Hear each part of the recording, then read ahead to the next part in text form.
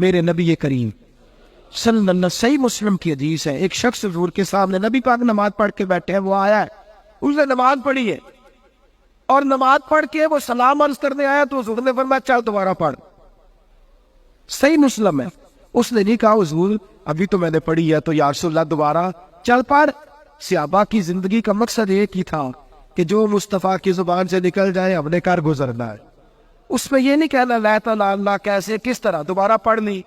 ساری نماز پڑھ کے آئے تو نبی پاک نے فرمایا چل دوبارہ پڑھ۔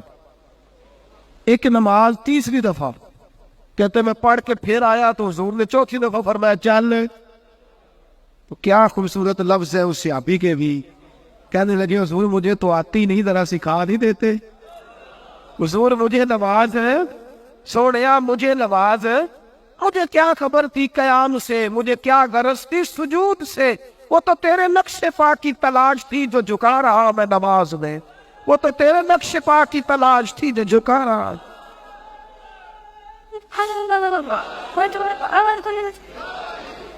حضور مجھے، میں نے ایک دفعہ نا ایک حدیث پاک بیان کی، سنو کما رأیتمونی اصلی، حضور نے فرمایا نماز اس طرح پڑھو جس طرح میں پڑھتا ہوں، اس طرح پڑھو جس طرح۔ تو حضرت محدث باولپوری بیٹھے تھے، کہنے لگے مولانا یوں نہ کہیں، حدیث کے لفظوں پہ غور کریں، سنو کما رأیتمونی اصلی، اس طرح پڑھو جس طرح مجھے پڑھتے ہوئے دیکھتے ہو۔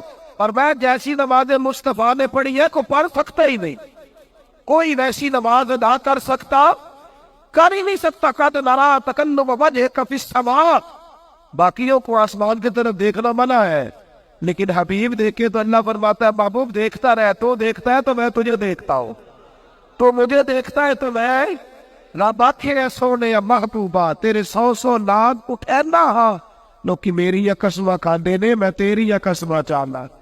حضور نے فرمایا چل دوبارہ پڑھ۔ حضور مجھے کہاں آتی ہے نماز، سکھا دے۔ لفظ کتنے حسین ہے صحابی کے اور جواب کتنا اعلیٰ ہے میرے نبی کا۔ حضور نے فرمایا اللہ اکبر کہہ کے نماز کی نیت باندھ اور اتنی دیر قیام کر جتنی دیر تجھے اطمینان نہ ہو جائے، جتنی دیر تجھے، بولیے جتنی دیر تجھے اطمینان نہ ہو جائے، جتنی دیر تجھے اطمینان۔ اب اطمینان کا ترجمہ میں پنجابی میں کیا کروں، کر دو ترجمہ پنجابی میں؟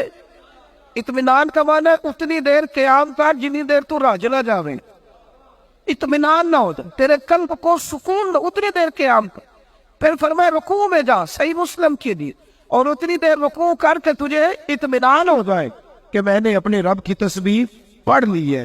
پھر فرمایا تو سجدے میں جا اور اتنی دیر سجدے میں جا، اتنی دیر سجدے میں جا، اتنی دیر کہ تجھے اطمینان حاصل ہو جائے۔ فرمایا وقار سے نماز پڑھ، اور کیا کمال کر دی مدینے کے چاند نے۔